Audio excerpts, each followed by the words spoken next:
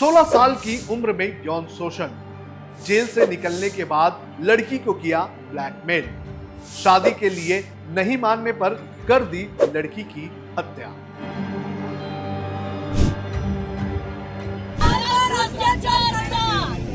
महाराष्ट्र के उरण इलाके में हुई यशस्वी हत्या मामले में अब कई खुलासे हो रहे हैं। आरोपी दाऊद की गिरफ्तारी के बाद मामले की परतें खुलने लगी है। इस मामले में तस्वीरों को लेकर ब्लैकमेल और शादी के लिए दबाव बनाने की सनसनीखेज जानकारियां सामने आ रही है। आखिर दाऊद कैसे यशस्वी को ब्लैकमेल कर रहा था और कैसे दाऊद पुलिस की गिरफ्त में आया, इसकी जानकारी हम आपको इस वीडियो में देंगे। नमस्कार, आप देख रहे हैं लोकमत हिंदी और मेरा नाम है सोनू कनौजिया। 25 जुलाई को नई मुंबई के उरण में रहने वाली यशस्वी शिंदे की दाऊद शेख नाम के शख्स ने हत्या कर दी थी, जिसके 5 दिन बाद पुलिस ने आरोपी को कर्नाटक के गुलबर्गा से गिरफ्तार कर लिया। गिरफ्तारी के बाद आरोपी दाऊद ने कई खुलासे पुलिस के सामने किए हैं। जानकारी के अनुसार दाऊद यशस्वी को एक तस्वीर को लेकर ब्लैकमेल कर रहा था। दाऊद तस्वीरों को सोशल मीडिया पर डालने की धमकी लगातार यशस्वी को दे रहा था। पुलिस के अनुसार दाऊद ने 24 जुलाई को यशस्वी की इस तस्वीर को फेसबुक पर भी डाली थी, लेकिन उसने बाद में डिलीट कर दिया, जिसकी वजह से यशस्वी डर गई और वो 25 जुलाई को दाऊद से मिलने के लिए तैयार हो गई। 25 जुलाई के दिन यशस्वी ने अपने घर में बताया था कि वो अपनी एक फ्रेंड से मिलने जा रही है, जिसके बाद वो दाऊद से मिली। दाऊद और यशस्वी का एक सीसीटीवी फुटेज भी सामने आया है, जिसमें दाऊद यशस्वी का पीछा करता हुआ नजर आ रहा है। पुलिस का कहना है कि 25 तारीख को दोनों की मुलाकात कोटनाका के पास हुई और इस दौरान दाऊद ने यशस्वी को शादी करने का दबाव बनाया, जिसका उसने विरोध किया और उस वक्त दोनों में बहस हो गई। इतना ही नहीं, दाऊद ने यशस्वी को यह भी धमकी दी कि अगर वो शादी के लिए नहीं मानती है तो उसकी तस्वीर वो सोशल मीडिया पर डाल देगा। यशस्वी को इतनी धमकी देने के बाद भी जब वो नहीं मानी तो दाऊद ने उस पर हमला कर दिया।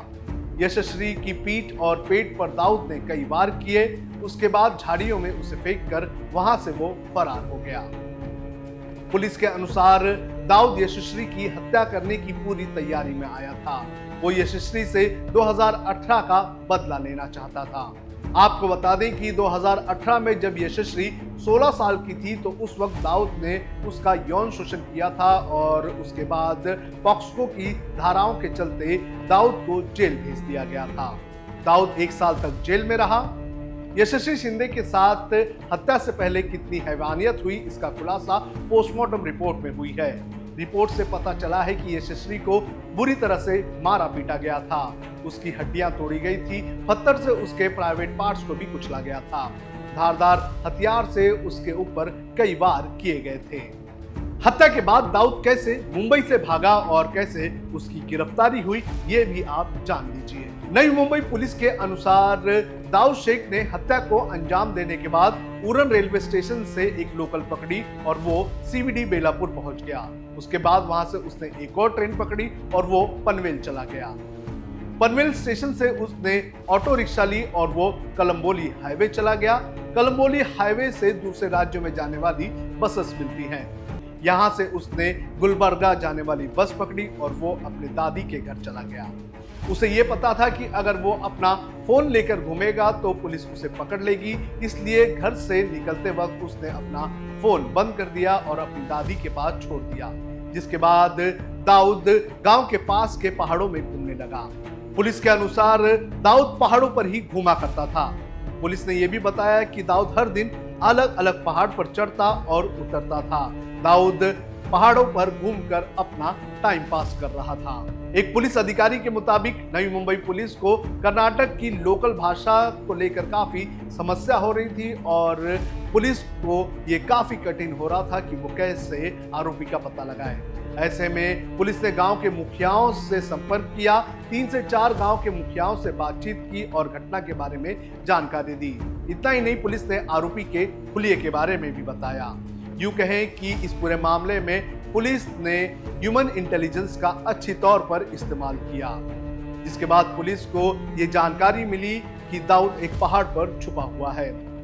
जानकारी के अनुसार पुलिस को दाऊद के पहाड़ पर छुपे होने की जानकारी 30 जुलाई की सुबह 5:30 बजे मिली थी और इसके बाद पुलिस की एक टीम उस पहाड़ पर पहुंची और उसने दाऊद को गिरफ्तार कर लिया। जहां एक तरफ दाऊद को लेकर लोगों में बड़े पैमाने पर गुस्सा है, तो वहीं दूसरी तरफ पॉलिटिकल पार्टियां इस पूरे मामले को लव जिहाद का रंग भी देने का काम कर रही हैं।